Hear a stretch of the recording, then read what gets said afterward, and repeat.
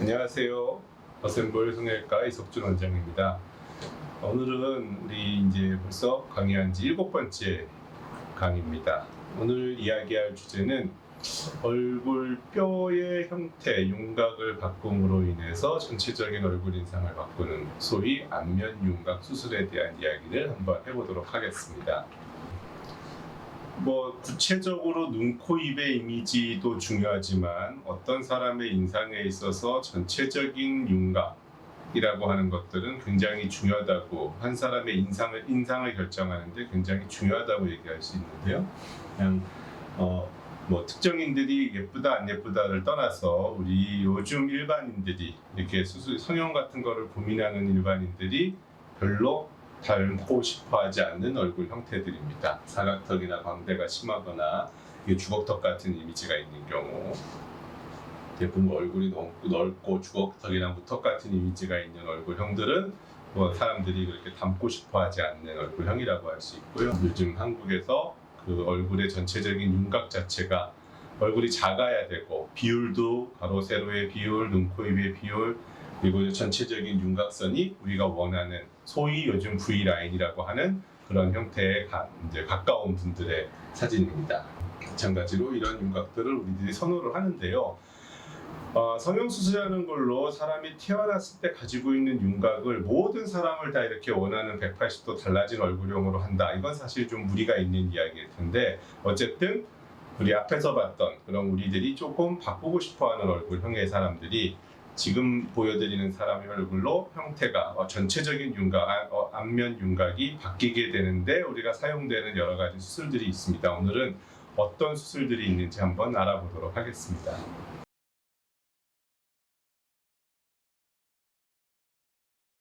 자, 우리가 이런 수술들을 통칭해서 페이셜 본 에스테틱 서저리, 얼굴 뼈를 미용적으로 수술하는 수술들이라고 이렇게 통칭을 하고, 한국말로는 안면 윤곽 수술이라는 말로 하는데요.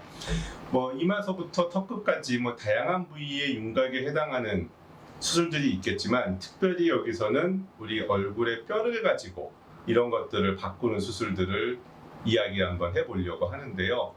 크게 우리 턱 라인을 바꿔주는 우리 사각턱 수술이라고 이야기되는 수술들, 그리고 중안면부에 광대뼈가 노출되어 있는 경우를 해결해주는 광대축 수술, 그리고 얼굴의 가운데에 있는 턱끝의 이미지들을 바꿔주는 턱끝 수술, 이렇게 3가지 정도의 수술들이 안면 윤곽 수술들로 분류되고 있습니다. 물론 얼굴뼈는 그 종류의 뼈들만 이루어져 있는 건 아니지만, 우리 뇌가 포함이 되어 있는 두개골이라든지 눈이랑 코, 입이 들어와 있는 이런 공간에 있는 윤곽은, 얼굴 뼈들은 우리가 미용적인 목적으로 수술하기에는 사실 그 무리가 있겠죠. 그래서 그 지금 이야기한 머리, 눈, 코, 입이 포함되어 있는 뼈를 제외한 나머지 뼈라 그러면 아까 얘기 드린 대로 광대뼈, 사각턱뼈, 우리 턱끝, 이렇게 3군데를 이야기할 수 있습니다. 그래서 주로 미용 목적의 안면 윤곽 수술은 그 3가지 뼈에 준해서 수술을 한다. 이런 정도 상식으로 알고 계셨으면 좋겠고요.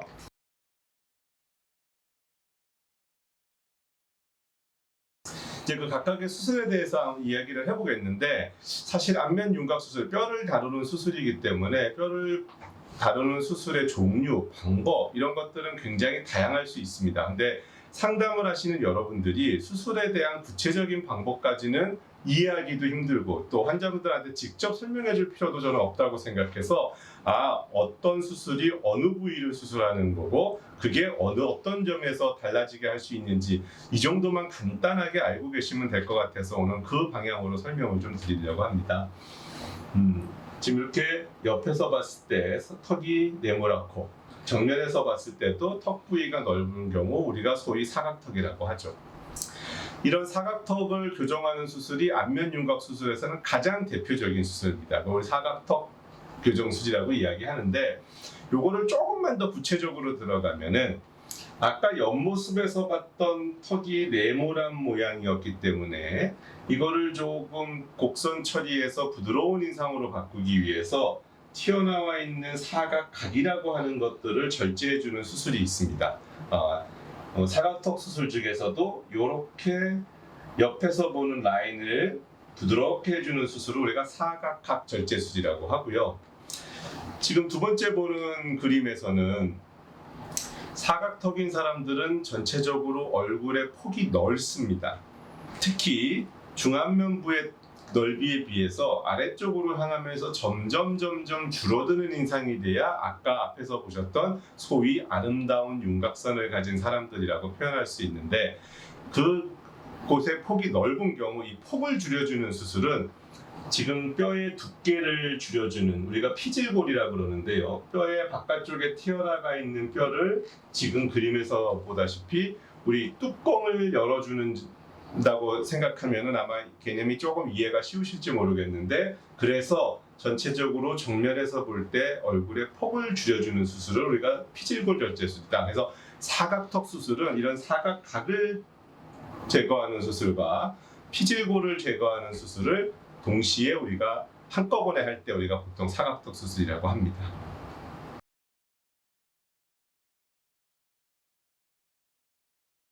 자, 세 번째로 이제 V라인 사각턱 수술이라고 일컬어지는 수술이 있습니다. 자, 엄밀하게 얘기해서 아까 사각턱 수술은 사각각과 피질골을 절제하는 수술이라 그랬는데, 우리가 얼굴이 갸름하기 위해서는 제일 마지막에 해당하는 턱끝이 약간 뾰족하다고 생각되는 이미지를 갖는 것들을 많이 선호들 하기 때문에 우리가 턱끝의 모양을 조금 더 확실하게 줄여주는, 요 다음번에 이야기할 턱끝 절골술에서 나오는 얘기인데, 그 턱끝 절골술에서 이야기하는 턱끝의 폭을 줄이는 수술과 사각턱 수술을 동시에 한꺼번에 할 때 우리가 V라인 사각턱 수술이라는 표현을 씁니다. 그래서 이론적으로는 가운데 보통 뭐 T절골이니 뭐 W절골이니 U절골 뭐 여러 가지 얘기들이 나오는데요. 그럼 구체적인 것까지 우리 상담하시는 분들께서 이해하기는 좀 어려우실 것 같고요. 대표적인 T절골이라고 하는 게 T자로 절골해서 가운데 뼈를 제거해주면, 그리고 붙여주게 되면 전체적으로 턱끝의 폭이 줄어들게 되죠. 이렇게 줄어든 턱끝을 붙여놓은 상태에서 여기에 맞게 사각턱 수술을, 사각각 절제술과 피질골 절제술을 병행을 하게 되면 전체적인 라인이 조금 더 V라인에 가까운, 우리가 원하는 라인에 가까웠게 되기 때문에 이렇게 복합적으로 하는 수술을 우리가 V라인 사각턱 수술이라고 한다. 여기까지 이해하시면 될 것 같고요. 뭐 사각턱 수술은 여러분들도 주변에서도 많이 본 적도 있고 뭐 상식적으로도 이해하시다시피 전체적으로 넓어 보이는 턱끝의 이미지도 좀 넓어 보이고, 전체적으로 U자에 해당하는 부위가 조금 V라인에 가까운 형식으로 바꿔주는 수술을 우리가 사각턱 수술이라고 한다. 마찬가지로 전체적으로 좀 넓어 보이고 턱끝의 이미지도 좀 넓어 보이죠. 우리가 원하는 라인으로 바꾼 수술입니다. 다 비슷한 경우들이죠. 특히 옆에 있는 이 넓어서 좀 전형적인 우리가 사각턱이라고 얘기하시, 앞에 있는 두 케이스는 우리가 U 라인이라 그래요. 전체적으로 둥글둥글한 이미지. 이런 분들은 조금 더 사각각에 해당하는 사각턱의 이미지, 그런 라인들을 바꿔주는 수술을 말하는 것이 사각턱 수술입니다.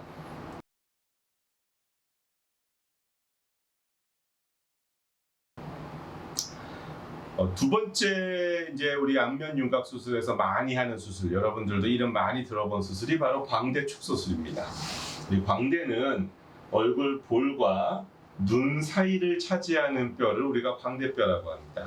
그래서 그 광대뼈의 윤곽이 두드러지는 경우 볼살에 비해서 광대뼈가 튀어나와 있고, 정면에서 볼 때 얼굴이 중안면부가 굉장히 넓어져 있고, 이런 경우들, 그래서 인상이 좀 세 보이고 남성스러워 보이고, 이런 이미지들을 우리가 교정하는 수술이 광대축 수술이 되겠고요. 자, 광대뼈는 조금 이제 해부학적으로 여러분들이 사각턱 수술 그러면 여기를 수술하는구나 라고 알고 있는데, 광대축 수술이라 그러면 정확하게 어디가 줄어드는지 사실 상담하시는 분, 상담 오시는 환자분들도 잘 모르시는 경우들이 많더라고요. 광대뼈는 우리 얼굴 전체 뼈의 옆에 사이드에서, 이 광대뼈가 하는 역할이, 우리가 이 부위가 여러 가지 사고, 뭐 운동 이런 걸로 굉장히 힘을 많이 받아서 많이 다치는 부위예요. 우리가 태생학적으로 인간이 만들어질 때 이렇게 자주 다치는 부위를 광대뼈를 갖다 놓음으로 인해서 여기를 그 뇌를 보호하기 위한 1차 어떤 성을 쌓았다라는 표현이 맞을 것 같은데, 어쨌든 그런 부위 뼈가 우리가 광대뼈고요. 광대뼈를 조금 더 세분화해서 이야기하면, 광대뼈는 지금 빨간색으로 표시되어 있는 눈뼈와 얼굴뼈의 경계선 옆에 툭 튀어나와 있는 덩어리같이 생겨 있는 뼈가 하나 있고요. 그 뼈가 뒤에 턱 관절이랑 날개처럼 연결되는 부위가 있습니다. 우리가 소위 이 앞에를 뭐 해부학적으로는 바디, 아치 이렇게 표현을 하는데, 우리 환자분들은 앞이 튀어나왔으니까 우리가 앞광대, 옆이 튀어나온 부분이라 역광대 이렇게 표현을 하는 경우들이 많습니다. 그래서 이 역광대에 해당하는 날개 부분과 앞광대에 해당하는 덩어리 부분, 본체 부분이 합쳐져 있는 부분이 광대뼈고요. 자, 그래서 광대뼈가 여기서부터 여기까지 위치를 차지하는 거기 때문에 우리가 광대뼈 축소술을 하면 이 부위가 줄어드는 거예요. 얼굴의 두상이 줄어든다든지 다른 부위가 줄어드는 게 아니라 얼굴 중안면부, 우리 눈 바깥쪽, 귀 앞쪽에 있는 부위가 바뀌는 수술이 바로 광대뼈 축소술이라고 할 수 있고요.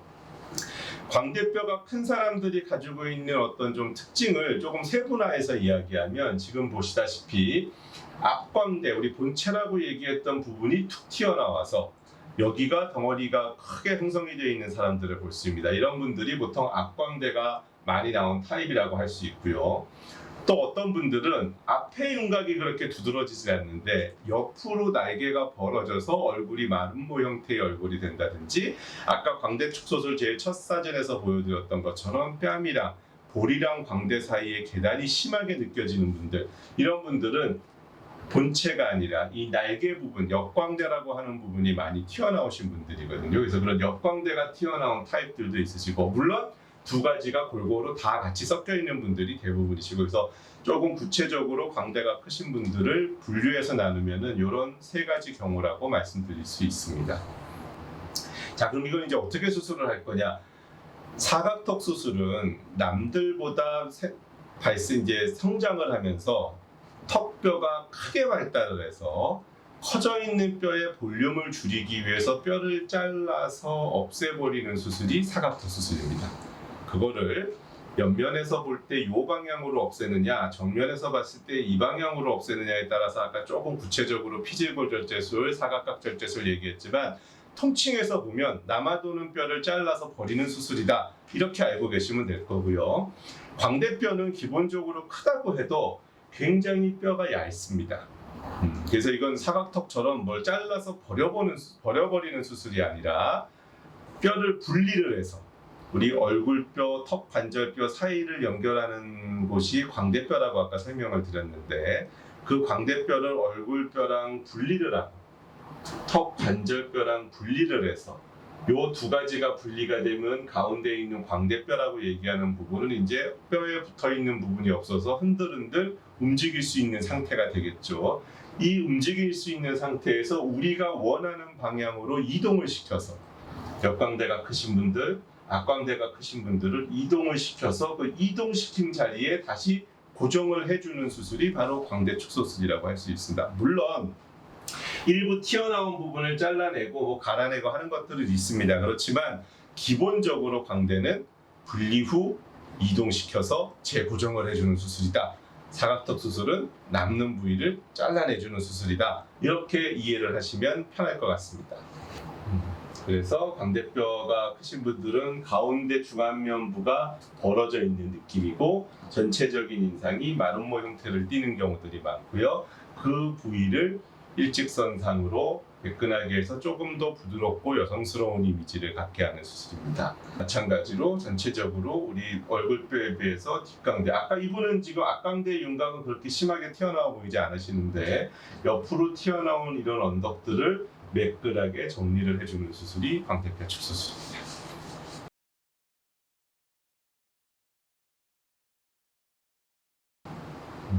자, 이제 마지막으로 안면 윤곽, 흔히 제일 유명한 세 가지 안면 윤곽 수술인 사각턱 수술과 광대 축소술, 그리고 그 마지막이 턱끝 절골술인데, 턱끝 절골술이라는 단어는 턱끝의 뼈를 잘라서 뭔가를 바꿔주는 수술이다라고 이해하시면 될 것 같은데요. 턱끝 절골술을 하는 경우는 여러 가지 이유가 있습니다. 그 중에서 가장 많은 경우는 소위 무턱이라고 하는, 턱이 발달이 너무 안 돼서 입술에 비해서 턱이 너무 뒤로 가 있고 짧아 보이고, 이러는 경우에 우리 턱끝 절골술을 통해 가지고 수술해 주는 경우가 가장 많고요. 두 번째로 많은 것들은 너무 오히려 반대로 긴 경우들이 있어요. 너무 길어서 이상한 경우 길이를 줄여주는 수술도 턱끝 절골술에서 많이 시행하는 수술 방법이고요. 또 하나 많은 분이, 특히 남성 같은 경우, 여성들도 이런 남성형 이미지를 가진 경우는 턱끝이 이렇게 각이 져서 부드럽지 못한 경우들이 있고요. 마지막 케이스에서 보면은 굉장히 크죠. 길이도 길고 폭도 넓고 굉장히 큽니다. 전체적으로 우리가 턱끝 절골술은 턱끝의 뼈를 이제 교정해주는 수술인데, 너무 길어서, 너무 짧아서, 너무 뒤로 후퇴가 돼 있어서, 너무 각져서 모양이 안 예뻐서, 또 한 가지 많이 하는 게 이런 것들이 복합적으로 있으시면서 턱끝이 비대칭이라 얼굴이 삐뚤어져 보이는 경우 교정하는 수술, 이렇게 5가지 경우가 턱끝 절골술에서는 가장 많이 시행되는 수술이라고 할 수 있고요.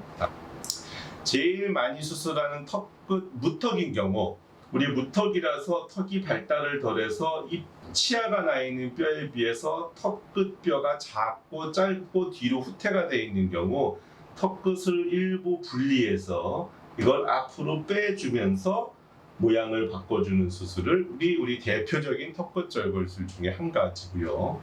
두 번째 방법은 너무 긴 경우는 턱을 가로로 잘라서 가운데 부분을 버려버리고 이 부분을 붙여주게 되면은 전체적으로 짧아진 모양, 그리고 대개 이렇게 가면은 이 넓이도 이만큼 줄어들기 때문에 아까 마지막 케이스에서 보여드린 것처럼 넓고 긴 경우들한테 주로 사용되는 방법이라고 할 수 있습니다. 이거 말고도 아까 V라인 사각턱 수술에서 잠깐 설명한 것처럼 길이를 줄이고 싶지는 않은데 폭만 줄이고 싶을 때는 T절골을 이용해서 하는 방법, 또 비대칭인 경우에는 약간의 사선의 비스듬한 절개를 통해서 하는 방법, 결국 굉장히 다양한 방법들이 있는데, 턱끝의 이미지를 변화하기 위해서 앞뒤로, 좌우로, 그리고 전체적인 폭과 길이를 줄이는 방법들을 복합적으로 사용함으로 인해서 턱끝에 있는 모양을 바꿔주는 수술을 우리가 통칭해서 턱끝 절골술이라고 합니다. 그리고 케이스 보시면 아까 설명드린 대표적인 무턱이죠. 턱이 뒤로 후퇴되어 있고 짧아 보이고 뭉툭해 보이는 경우, 우리가 턱끝을 전진시킴으로 인해서 아름다운 턱끝의 이미지를 가져오는 경우들이 있고요. 마찬가지로 전체적으로 넓기도 하고, 이게 지금 이렇게 근육이 뭉쳐 보이는 거는 뒤로 후퇴가 되어 있다는 얘기거든요. 이런 것들을 전진시키고 모양을 다듬어줘서 턱끝의 이미지를 우리가 원하는 아름다운 이미지로 만들어주는 수술입니다. 마찬가지로 여성이지만 각이 져 있고 되게 짧아 보이고 그런 경우들, 또 넓어 보이고, 그래서 넓이는 줄여주고 길이는 늘려주고, 또 이런 모양을 다듬어서 우리가 원하는 모양으로 가는 수술을 우리가 전체적으로 턱끝 절골술이라고 합니다.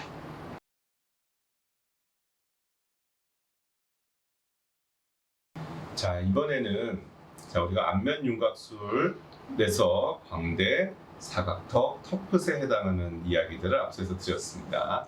이 3가지가 보통 우리가 얼굴 뼈를 가지고 수술하는 안면 윤곽 수술의 가장 대표적인 거다라고 얘기했는데, 여러분 아마 양악 수술이라는 얘기도 많이 들어보셨을 거예요.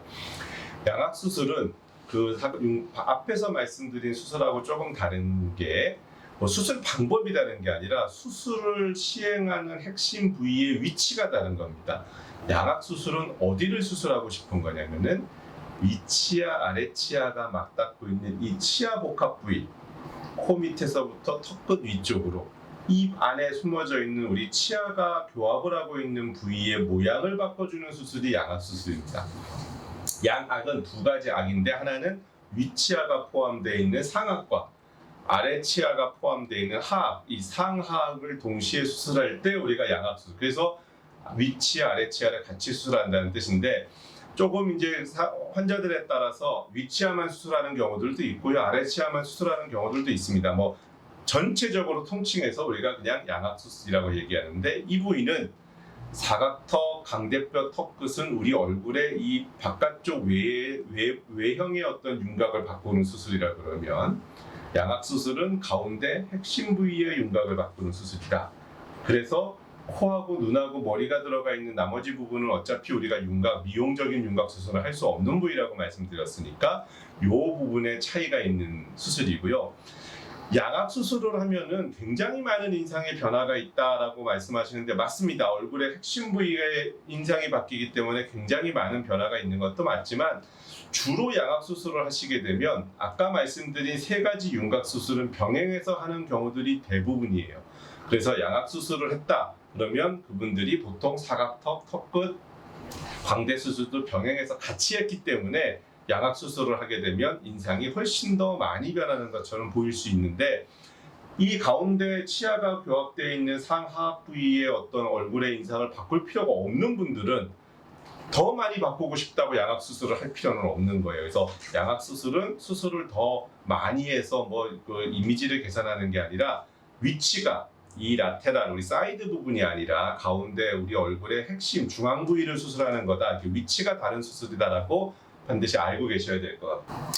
그래서 아까 말씀드렸지만 위치아가 포함되어 있는 치아와 그거를 포함하고 있는 뼈, 치아와 아래쪽을 포함하고 있는 뼈의 위치를 좌우로, 상하로, 앞뒤로 바꾸는 수술들이 되는 거고요. 이거 뼈를 그러면 이제 이 치아가 포함되어 있는 뼈랑 치아가 포함되어 있지 않은 나머지 뼈를 분리를 해야 이제 우리가 수술이 가능하기 때문에 이걸 지금 설명드리는 것들은 그걸 분리하는 방법에 대한 내용인데 지금 상담하시는 여러분들이 이걸 이해하시거나 이걸 설명하시기에는 상당히 어려우실 텐데 병원에 가서 상담을 하면 이런 얘기들이 가끔 나와요. 의사 선생님들이 이제 설명을 하시다가 그래서 상식적으로 버티칼 가로로 잘라가지고 이렇게 뚝 떨어뜨린 다음에 이것들을 어떻게 해주는 수술이 있고 아니면 이렇게 슬라이스처럼 내서 이렇게 하는 수술이 있다더라. 요 정도만 상식적으로 아시고 핵심적인 거는 우리가 수술하려고 하는 거는 위치아뼈와 아래치아뼈를 분리해서 우리가 원하는 모양으로 바로 잡아주고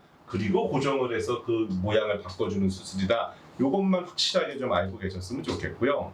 여기서 양악수술에서 제가 한 가지 더 이제 상식적으로 알고 계셔야 되는 거는 지금 이제 사진에서는 그렇게 나와 있지 않은데 우리 얼굴 뼈가 어릴 때 엄마 뱃속에서 아이로 태어나가지고 성장을 하면서 뼈가 위치가 어떤 우리가 원하는 정상적인 스탠다드한 위치에서 벗어나게 되면 그게 앞으로 튀어나오든 뒤로 후퇴를 하든 좌우로 삐뚤어지든 거기에 박혀있는 치아는 우리가 씹으면서 기능을 해야 되기 때문에 바뀐 위치에서 적응을 하기 위해서 굉장히 틀어지는 방향으로 치아들이 많이 나요.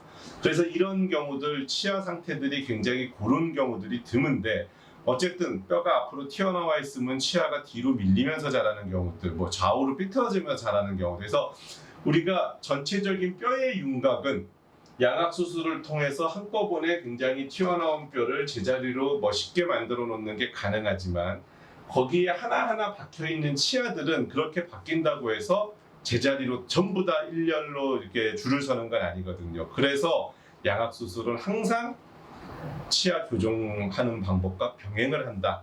여러분들도 그런 얘기는 많이 들어보실 거예요. 수술 전에 교정을 해야 되느냐, 수술 후에 교정을 해야 되느냐, 교정은 몇 년을 해야 되느냐 여러 가지 얘기가 있지만 그건 케이스마다 다르기 때문에 일반화해서 말씀드릴 수는 없지만 어쨌든 양악 수술 치아 교합이 필요한 뼈를 포함해서 미용적인 목적으로 수술하는 양악 수술은 필수적으로 우리 교정이 필요하다. 대신 그걸 수술 전에 할 거냐 후에 할 거냐는 거는 치아의 위치를 바꿔놓지 않고서는 수술하고 나서 저 위치로 뼈를 움직이기가 어려울 때는 수술 전에 하는 게 맞고요. 그게 그냥 그렇게 방해가 되지 않는 선이라면 수술 후에 충분한 기간을 가지고 바꿔놓은 뼈에 이제 치아가 잘 적응할 수 있도록 하는 게 맞습니다. 그래서 수술 전에 치아 교정을 하셨던 분들도 대개 수술을 하고 나면 마지막 세밀한 디테일한 건 수술 후에 교정이 같이 병합되는 일이 많다. 이 정도 알고 계셨으면 좋겠습니다. 케이스 보시면은 지금 입이 좀 나와 보이시죠? 입이 나와 보여서 코보다 입술이 훨씬 더 앞으로 나와 있는 거를 집어넣는, 즉 입이 포함되어 있는 부위를 수술하는 게 양악 수술이다.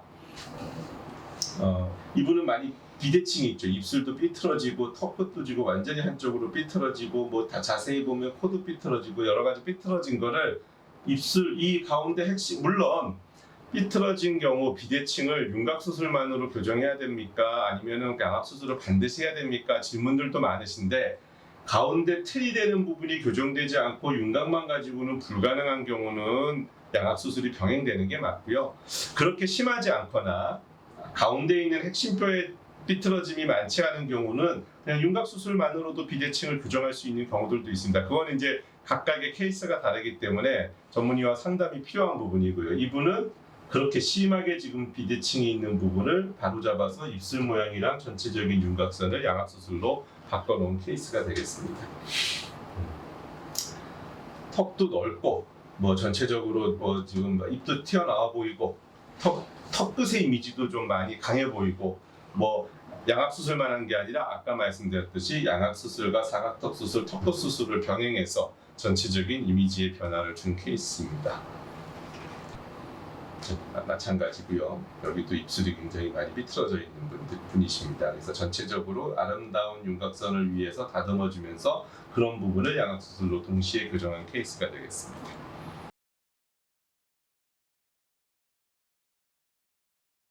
자, 오늘 마지막으로 이야기 드릴 기타 안면 윤곽 수술은 지금까지 앞에서 말씀드렸던 안면 윤곽 수술, 양악 수술은 처음에 제가 설명드렸던 것처럼 얼굴에 있는 뼈를 직접 건드려서 윤곽을 바꿔주는 수술이었고요. 자, 지금 마지막에 말씀드리는 부분은 얼굴에 뼈를 건드리진 않을 건데 얼굴의 뼈가 너무 커서 줄여야 되는 경우들도 있지만 너무 작아서 늘려야 되는 경우들도 있어요. 커서 줄이는 수술은 뼈를 건드려서 잘라주지 않고서는 그 효과를 보는 게 불가능한데 작아서 늘리는 수술은 굳이 뼈를 건드리는 수술을 하지 않고 우리 보통 실리콘으로 이루어져 있는 보형물을 이용함으로써 뼈의 작은 윤곽을 보강함으로써 안면 윤곽이 변화된 모습을 추구하는 수술들도 있거든요.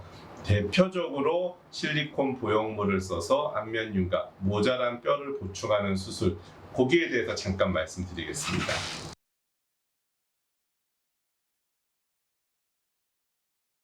일단 제일 많이 하는 것들 중에 하나가 이마 됐습니다. 이마는 아까 얼굴 뼈 중에서 뇌를 포함하고 있는 아주 중요하고 위험한 부위이기 때문에 뼈를 건드리는 수술은 거의 하지 않습니다. 이 부위에 이마의 윤곽이 조금 부족한 경우에는 지금 보다시피 보통 이거는 사전에 수술 전에 본을 뜹니다. 이마의 모양에 따라서 우리가 본을 떠서 각자에 맞는 보형물을 미리 제작해서 이마 앞에다가 대줌으로 인해서 이마의 윤곽을 바꿔주는 수술, 이걸 우리가 이마 확대술이라고 합니다.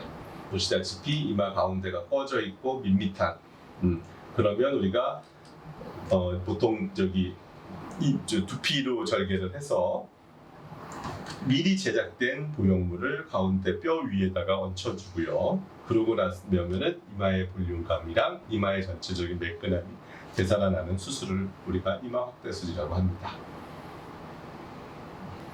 그래서 많이 지금 여자분이신데 눈썹뼈가 튀어나와 있는 게 확연히 느껴질 정도로 이마의 가운데 부위가 많이 꺼져 있으신데 실리콘 보형물을 통해서 그것들을 교정한 경우가 되겠습니다. 물론 앞에서 지난 몇 번째 강의에서 말씀드렸듯이 이마의 윤곽을 조금 볼륨감을 주기 위해서는 지방이식이라는 수술도 많이 합니다. 네, 그래서 지방이식 수술과 실리콘으로 하는 이마 확대술 중에 본인이 원하는 정도에 따라 심한 상태에 따라서 우리가 선택할 수 있다, 이렇게 알고 계시면 될 것 같고요.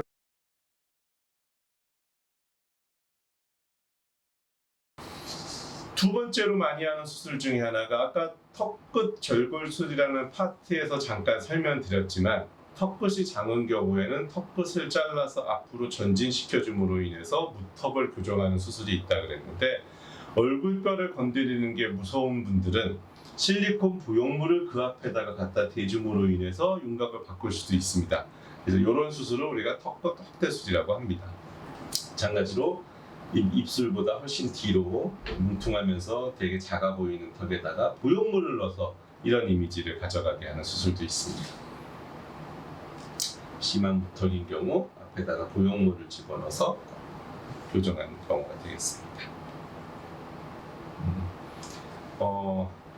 우리 귀족 수술이라는 수술이 하나 있는데 이제 마지막 이야기인 것 같은데, 아까 얼굴 제일 위에 있는 이마, 제일 밑에 있는 턱에 우리 보형물을 삽입하는 수술 얘기인데, 이번에는 가운데 얼굴에다 보형물을 삽입하는 경우인데, 되게 어느 경우가 있냐면 우리 입이 튀어나와 보이는 분들도 있고, 입은 튀어나와 있지 않은데 가운데 중앙면부가 푹 꺼져가지고 좀 뭐라 그러죠? 귀 티가 나지 않는 사람들이 있어요. 물론 지방 볼륨이 모자라서 그러는 경우는 그러니까 지방을 이제 지방 이식이라는 수술을 통해서 해결을 하겠지만, 입이 나와 있는 뼈랑 얼굴뼈 사이가 너무 많이 떨어지게 되면 코 옆에 지금 여기 표현되어 있는 부위가 푹 꺼져서 아까 말씀드렸듯이 귀티가 나지 않는 분들, 이런 분들이 귀티가 나게 만들어주는 수술이라 그래서 우리가 귀족 수술이라고 얘기합니다. 지금 하얗게 보이는 우리 보형물, 실리콘 보형물을 입 안으로 해서 집어넣어서 이 중안면부 부위를 보강해주는 수술입니다. 그래서 여기가 좀 꺼져 보이시는, 보통 우리 또 귀족 수술을 팔자주름을 개선하기 위해서 하시는 분들, 팔자주름 개선을 위해서 이걸 하시겠다고 찾아오시는 분들이 많은데, 일정 부분 이 중안면부가 꺼지게 되면 팔자주름이 더 심해 보이는 건 맞습니다. 그래서 중안면부에 귀족 수술을 통해서 실리콘을 넣어주면 이 부분이 통통해지면서 전체적인 인상도 귀티가 나고 팔자주름의 개선 효과도 있는 건 맞습니다. 마찬가지로 많이 꺼져 있어서 팔자주름도 심해 보이고 입이 튀어나와 보이고 코 옆에는 푹 꺼져 보이는 경우들 부정하는 건데, 팔자주름을 해결하기 위해서 귀족 수술이 모든 사람한테 다 팔자주름 개선 효과가 있는 건 아니에요. 팔자주름이 심한 이유가 뼈가 함몰이 돼가지고 생긴 경우에는 효과를 보지만, 뼈가 함몰되지 않고 단순히 연부 조직이 처지거나 주름이 많이 웃으셔가지고 피부에 주름이 생겨가지고 생기는 팔자주름은 귀족 수술을 넣는다고 해결되는 건 아닙니다. 그런 경우에는 그 경우에 맞게 리프팅 수술이나 뭐 필러 같은 시술이 된다거나 이런 것들이 필요할 수 있습니다. 그래서 무조건 귀족 수술이 팔자주름을 개선하는 수술은 아니다라는 것도 여러분들이 꼭 한번 알고 계셔야 되는 이야기일 것 같습니다. 자, 오늘 7번째 강의 안면 윤곽 수술에 대한 이야기들을 좀 알아봤는데요. 자, 제일 처음에 말씀드렸던 것처럼 윤곽 수술의 수술 방법이니 뭐 이런 것들을 굉장히 여러분들이 구체적으로 알아야 될 필요는 없다고 생각하고요. 어떤 수술들이 있는지에 대한 종류, 그리고 각각이 어떤 개선 효과들을 해야 되는지, 우리 양악 수술이라는 게 과연 윤곽 수술이라는 건 정확하게 뭐가 다른 건지, 이제 이런 것들을 오늘 이해하셨으면 성공적인 강의였다라고 생각을 하고요. 지금부터는 이런 윤곽 수술에 대해서 여러분들이 많이 궁금해하시는 몇 가지 질문에 대한 답변을 Q&A로 정리해서 드리도록 하겠습니다.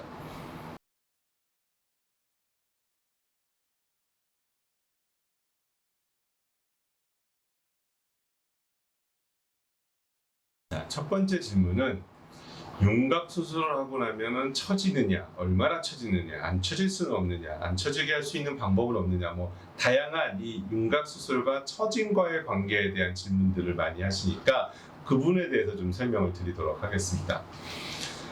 자, 얼굴 안면 윤곽 수술을 했는데 처졌다라고 하면은요, 그 이유는 크게 두 가지가 있습니다.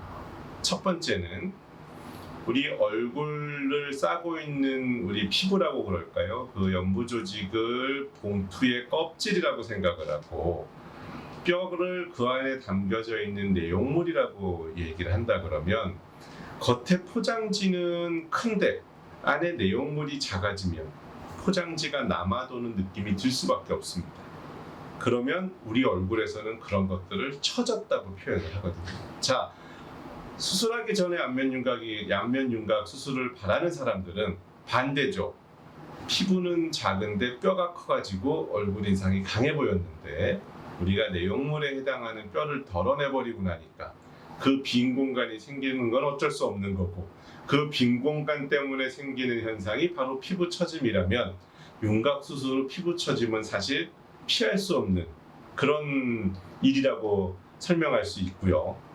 자, 두 번째 우리가 윤곽 수술하고 나서 우리 얼굴이 처지는 이유는, 우리 얼굴 뼈를 싸고 있는 막과 연부 조직 안에 있는 여러 가지 막 피부가 굉장히 타이트하게 얽혀 있습니다. 그래서 뼈하고 연부 조직이 붙어 있는 상태였고, 나이가 들어서 우리 그 얼굴이 처지시는 분들은 이런 단단하게 붙어있던 구조가 느슨해지면서 처지는 현상이 나타나는데, 우리 안면 윤곽 수술을 위해서 뼈를 건드리는 수술을 하기 위해서는 뼈와 연부 조직이 붙어있는 그 커넥션을 다 끊어줘야 됩니다. 그래야 우리가 윤곽을 수술할 수가 있으니까. 자, 그렇게 끊어준 상태에서 다시 윤곽, 얼굴 뼈와 우리 살이 붙어야 되는데, 수술을 한 번도 안 했을 때처럼 그렇게 단단히 붙지를 못하죠. 그래서 수술하고 나면 처지는 일들이 생기는 겁니다. 이 두 가지 이유는 윤곽 수술을 하고 나서 안 생기게 할 수 있는 법은 없습니다. 어느 정도 처짐은 어쩔 수 없이 발생하는 건데, 자, 우리가 해야 될 일은 기왕 생기는 처짐이라 그러면 최소한으로 처질 수 있게 만들어줘야지, 안 생기게 한다거나 아니면 처짐을 오히려 개선을 한다거나, 물론 윤곽 수술과 처짐을 개선하는 리프팅 수술을 같이 받는다면 뭐 두 가지 효과를 동시에 볼 수도 있겠지만, 안면 윤곽 수술을 하고 나서는 아까 말씀드린 그런 두 가지 이유 때문에 어느 정도 처지는 거는 감수해야 된다. 대신 이제 좀 경험이 있는 의사라면 수술한 이후에 어느 정도의 뼈 수술이 이루어질 것 같고, 그러면 어느 정도 처질 것 같다는 걸 예상해서 뼈를 가지고 건드린 수술로 인해서 얻을 수 있는 어드밴티지와 처져서 생길 수 있는 디스어드밴티지 사이에 어떤 것들이 유리한가를 수술 전에 충분히 이제 그 예상을 해낼 수 있어야 될 거고요. 만약에 그게 조금 처짐이 심할 것 같다, 그러면 뭐 리프팅 수술이라든지 이런 것들을 통해 가지고 그 부분도 해결할 수 있는 방법들을 고민해 주는 게 현명한 의사, 또 현명한 환자의 선택이라고 얘기할 수 있을 거고요. 수술하는 방법상에서는 그 우리 최소한으로 박리해서, 필요한 경우는 우리가 박리는 해야죠. 뼈하고 아까 연부 조직은 박리 안 하고서는 수술이 불가능하다고 한 거니까. 대신 필요한 만큼의 최소한으로 함으로 인해서 처짐을 예방하는 어떤 그런 방법들을 써야 되고, 또 수술 후에 그 연부 조직을 그냥 자기네들이 알아서 붙어라 이렇게 하는 게 아니라 어느 정도는 붙을 수 있도록 조치를 취하는 작업들은 해주는 방법이 처짐을 최소화할 수 있는 방법이라고 할 수 있습니다.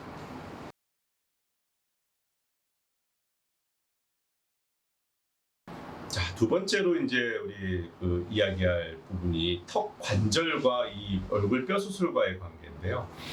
우리 사각턱 수술이나 안면 윤곽 수술, 뭐 양악 수술을 말할 것도 없이 하고 나면은 입이 벌어지는 게 조금 힘들어집니다. 물론 평생 힘들어지는 건 아니고요. 일시적으로 어느 정도 불편함을 감수하게 되는데, 안면 윤곽 수술을 하게 되면은 우리 턱 관절의 일정 부분의 운동에 어떤 장애가 발생을 합니다. 일시적으로라도. 또 하나의 질문은 턱관절 장애가 있는 거를 이런 윤곽이나 양악 수술로 교정이 가능하냐는 질문들도 반대로 하세요. 근데 사실 턱 관절을 이런 윤곽이나 양악 수술을 통해서 더 개선시킨다, 이거는 사실 좀 어렵다고 생각하시는 게 맞습니다. 이게 지금 미용적인 부분에서 우리가 모양을 바꾸는 수술이지 그런 기능을 바꾸는 수술은 아니기 때문에, 특히 안면 윤곽이라고 불리는 수술들은 전혀 개선 효과를, 그 얼굴 형태가 삐뚤어져 있다고 해서 그게 바로 잡혔다고 해서 바로 턱 관절 기능이 좋아지는 건 아니거든요. 그래서 그건 불가능하다고 알고 계시는 게 맞을 것 같고요. 일부 양악 수술은 얼굴뼈가 너무 많이 틀어져 있으면 양쪽 턱 관절에 전달되는 힘이 좌우 균형이 안 맞기 때문에 턱 관절이 조금 더 불편해지는 경우들이 있거든요. 그런 것들을 양악 수술로 교정으로 맞춰 놓는다고 나면 양쪽 턱 관절에 들어가는 하중이 줄어들므로 인해서 일부 어느 정도 턱 관절 기능이 개선의 효과를 기대해 볼 수는 있지만, 뭐 어떤 턱 관절 기능 개선이 우리 지금 양악 수술이나 윤곽 수술의 1차 목표는 아니기 때문에 그걸 교정하기 위해서 이런 수술들을 선택하는 건 좀 무리가 있다고 생각하고요. 앞에서 말씀드렸지만 사각턱 수술, 광대 수술, 우리 양악 수술은 대부분 다 턱 관절 부위 근처에 있는 부위 수술들을, 뼈를 수술하는 거기 때문에 수술한 직후에 일시적인 턱을 벌리고 씻고 하는 기능상의 좀 불편함은 어쩔 수 없이 있을 수밖에 없다, 이렇게 이해를 하시면 되겠습니다.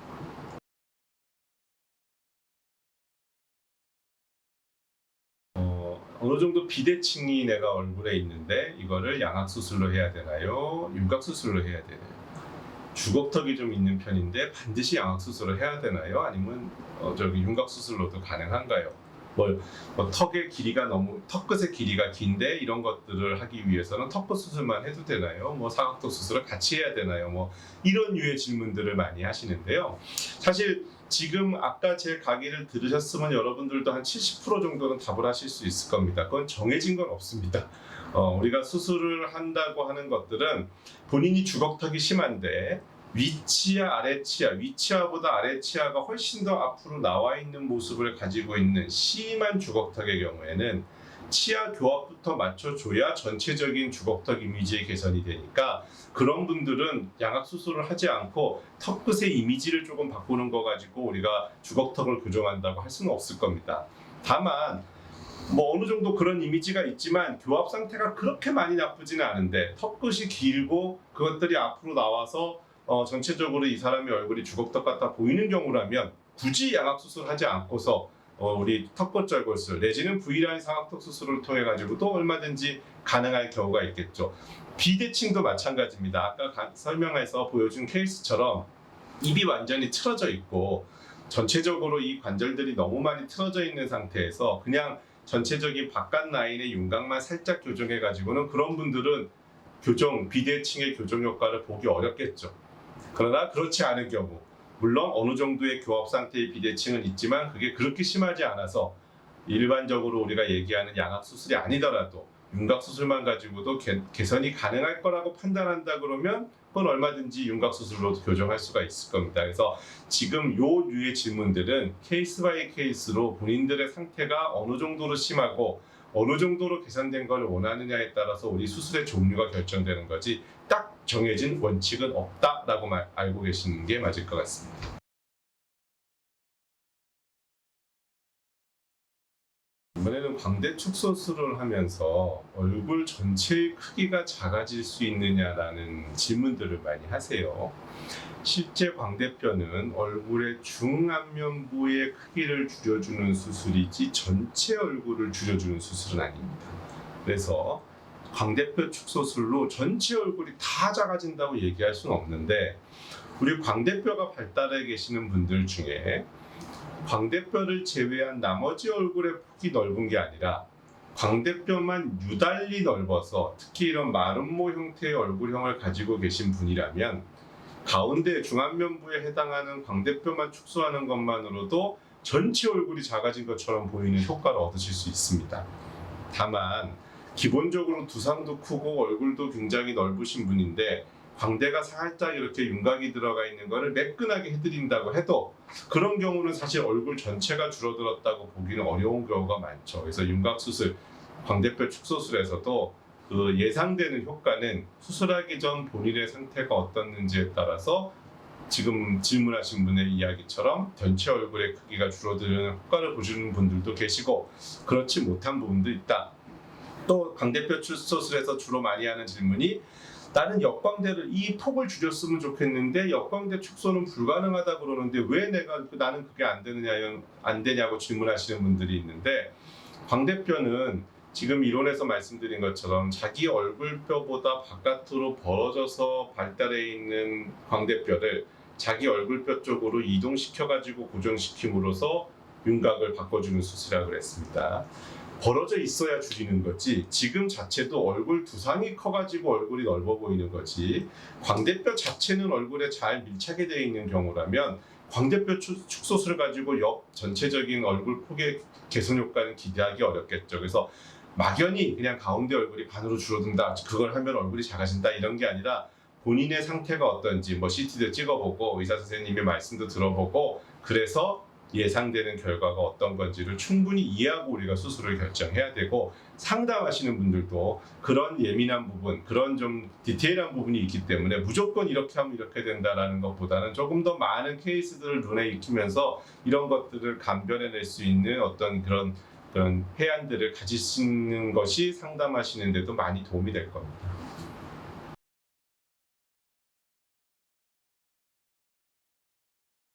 자, 앞에 강의하면서도 나왔던 질문 중에 하나인데 우리 안면윤곽 수술이랑 양악 수술이 뭐가 다른지 이거에 대한 질문들이 많으세요. 잘 몰라서 그러시는 거고 오늘 제 강의를 들으신 분들은 이제 정확히 아셨을 거라고 생각이 듭니다. 안면 윤곽 수술은 얼굴의 외부 이 라인을 바꿔주는 수술.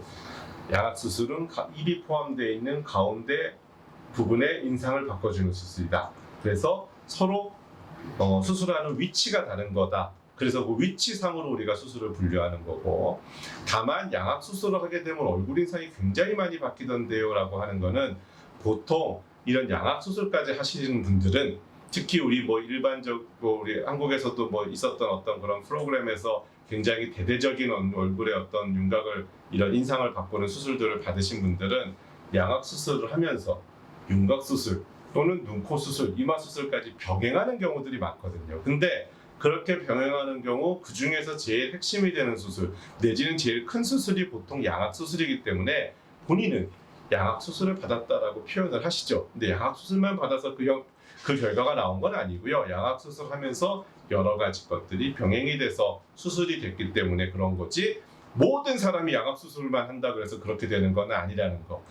다음번 강좌에서 제가 이제 전체적인 통합적인 이제 그 성형에 대한 거를 요약하면서 이제 그 양악 수술과 함께 여러 가지 수술들을 병행해서 많은 개선의 효과를 본 사람들을 몇 가지 소개를 시켜 드릴 텐데요. 양악 수술에 대해서는 만병통치약이다라고 이렇게 이해하시는 것도 잘못된 거고, 양악 수술을 하게 되면은 모든 사람들이 다 그렇게 바뀐다, 이것도 사실 잘못된 인식들입니다. 여러분들은 그 부분에 대한 구분을 좀 정확하게 하실 수 있었으면 좋겠습니다.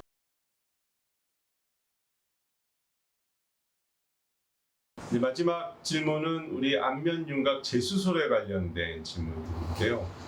일단 재수술이 가능하냐, 재수술로 얼마나 교정이 가능하냐, 이런 이제 이야기들인데, 모든 재수술이 성형 수술에서 각 파트별 모든 재수술이 사실은 처음 수술보다는 어렵습니다. 그건 각각의 케이스에서 제가 말씀드려서 여러분들 이해하고 계실 것 같은데, 그 중에서도 안면 윤곽 수술이 재수술하기에는 굉장히 어려움이 있습니다. 제가 그 코 강의에서 말씀드렸나요? 재수술이라 그러면 첫 번째, 원래 수술에서 바꿔놓은 모양들을 다시 해체해서 원래 상태로 돌려놓고, 그리고 다시 공사를 해서 우리가 원하는 모양으로 바꾸는 이 두 가지 작업을 동시에 하는 거를 우리가 재수술이 가장 기본이라고 제가 말씀드렸는데, 사실 윤곽 수술은 일부 수술이 그거하고 좀 다른 경우도 있지만, 뼈가 이미 잘려서 나가버렸어요. 사각형인데 잘라서 나가버렸으면 그걸 다시 원상 복귀한다는 개념 자체가 어렵습니다.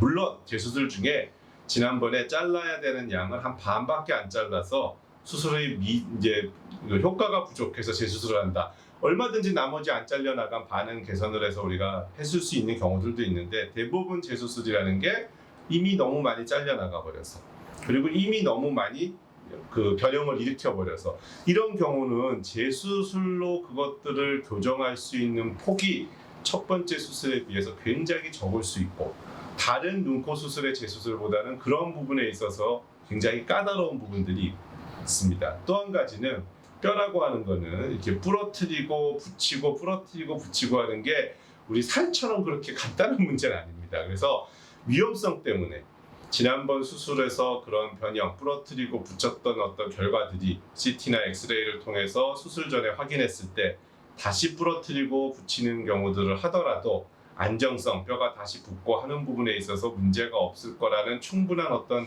검증이 된 상태에서 재수술의 계획, 재수술의 어떤 유무를 판단하셔야지, 그냥 나 지난번에 조금 했으니까 재수술할래, 이렇게 간단히 조금 다른 수술들에 비해서 좀 더 안면 윤곽 수술은 재수술에 대해서 신중하셔야 되고, 아주 전문가들이 실제 지금 여러분들이 가지고 재수술을 하시려고 하는 이유를 우리가 극복해내서 효과들을 만들어 줄 수 있는지를 수술 전에 충분히 상의하시고 결정하셔야 되는 부분이 있다. 이 부분을 조금 더 강조해서 오늘 말씀드리겠습니다. 자, 오늘 7번째 강의 안면 윤곽 수술에 대한 이야기를 마쳤고요.